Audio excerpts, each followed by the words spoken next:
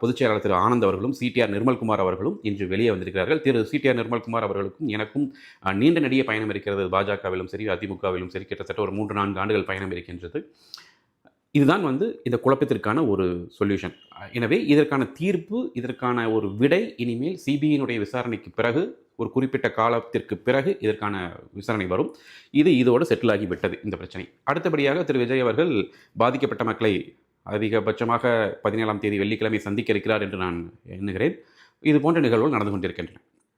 இது ஒரு புறமிக்க, மறுபுறம் திரு திருமாவளவன் அவர்களுடைய வாகனம் செல்கிறது. ஒரு வழக்கறிஞனுடைய வாகனத்தின் மீது மோதுகிறது. உடனே நம்முடைய வழக்கம் போல் அந்த பாணியில் அடங்கமறு என்று திரு திருமாவளவர்களுடைய பாணியிலே அவருடைய தொண்டர்கள் அவரை தாக்குகிறார்கள்.